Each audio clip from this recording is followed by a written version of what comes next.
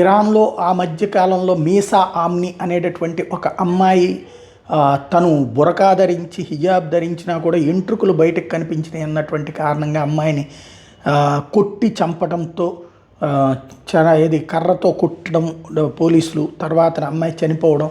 దాని కారణంగా ఆ సందర్భంలో పెద్ద ఎత్తున మహిళలు ప్రపంచవ్యాప్తంగా ఆందోళనకు దిగడం, ఇరాక్‌లో కూడా అందరు మహిళలు ఆందోళనకు దిగడం. ఒకప్పుడు మేమందరం వేరే మతస్థులం, మీకోసం అని చెప్పేసి మేము మతం మారితే కూడా మమ్మల్ని హింసిస్తారా అంటూ వాళ్ళందరూ ఆగ్రహావేశాలు వ్యక్తం చేయటం, చివరికి బురకాలు విసిరేయడం, హిజాబులు విసిరేయటం, జుట్టు కత్తిరించుకోవడం లాంటి నిరసనలు చేయడం, అలా చేసిన వాళ్ళని ఉరివేయటం, కాల్చి చంపటం, వాళ్ళకి మద్దతుగా వచ్చిన మగవాళ్ళని అనేక మందిని కాల్చి చంపటం, ఉరివేయడం ద్వారా కంట్రోల్ చేసుకొచ్చారు.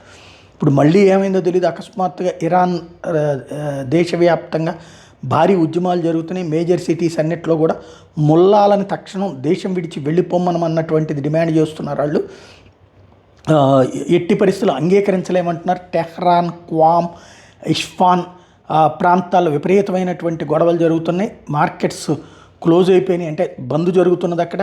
ట్రేడర్స్, స్టూడెంట్స్, మహిళలు, పెన్షనర్లు, అర్బన్ పూరు అందరూ రోడ్ల మీదకి వస్తున్నారు. ఈవెన్ బజార్ ట్రేడర్స్ కూడా, అంటే వీధి వ్యాపారులు కూడా వాళ్ళతో జాయిన్ అవ్వడం అన్నటువంటి సంచలనం సృష్టిస్తుంది. ఇరానియన్ రైల్ మొట్టమొదటిసారి అతి తక్కువ ప్రయాణికులతో వెళ్ళినటువంటి రికార్డు అయింది. అదే సందర్భంలో 1.4 నుంచి 1.5 మిలియన్ రైళ్ళు రియాల్స్ లాస్ కనబడుతోంది. గ్రౌండ్ లెవెల్లో భారీ ఎత్తున పబ్లిక్లో ఫుడ్డు, ఫ్యూయలు, మెడిసిన్ ధరలు విపరీతంగా పెరిగిపోవడం, ఇన్ఫ్లేషన్ 40 నుంచి 50% పెరిగిపోవడంతో ప్రారంభమైనటువంటి ఉద్యమాలు ఈ మతరాజ్యాల తర్వాతనే వచ్చింది. టూరిస్టులు లేకుండా పోయారు, అలా లాభం లేకుండా పోయింది, వ్యాపారం లేకుండా పోయింది అన్నటువంటి ఉద్దేశంతో ఈ ఆందోళన చేస్తున్నారు. దాంతో ముందు మతరాజ్యం నుంచి మామూలు రాజ్యం కావాలన్న డిమాండ్ పెరిగింది.